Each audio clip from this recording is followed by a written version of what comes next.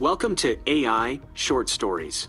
Tonight, we investigate a global phenomenon that turned every screen on Earth into a window to the past. This is the Midnight Broadcast. We all know the feeling of a ghost vibration, that phantom buzz in your pocket when no one is calling. But what happened last Tuesday at exactly 12:04 a.m. wasn't a phantom. Every smartphone on the planet, regardless of the brand, the carrier, or the country, received a signal. It didn't come as a text or a notification. It came as an audio stream. If you were awake, you heard it. A crackle of heavy static, the rhythmic pop of a vinyl record, and then, a voice.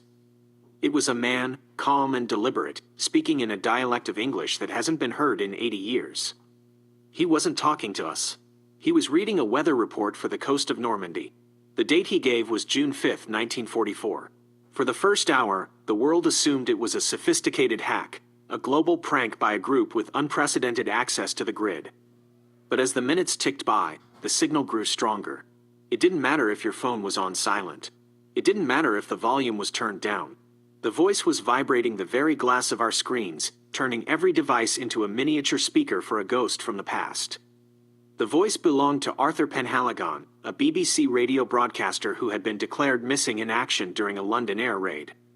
According to historical records, Arthur never finished that broadcast. His studio was struck by a stray incendiary bomb mid-sentence.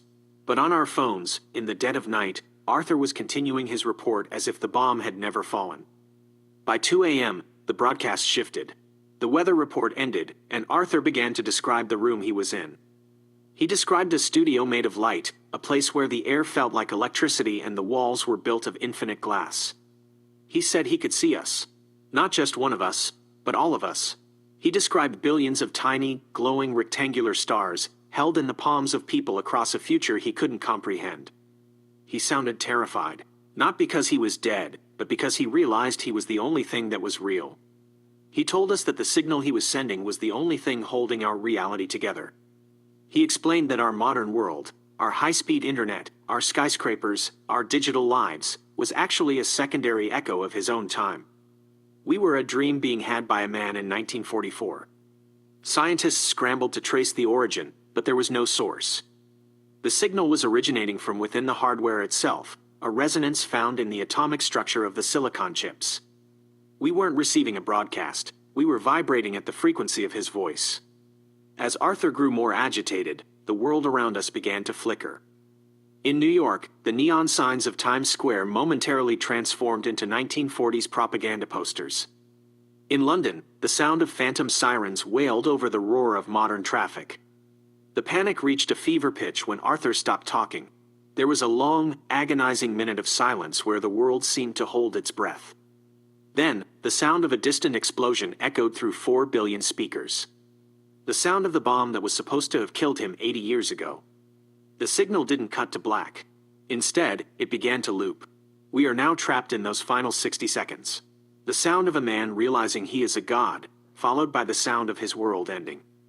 Every time the bomb goes off, a little bit of our reality fails to reload.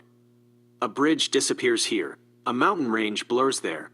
We are living in a fading signal. We've tried to turn the phones off. We've tried to destroy the towers. But the voice is in the air now. You can hear it in the hum of the power lines and the static between radio stations. Arthur is still there, caught in the moment between the flash and the fire.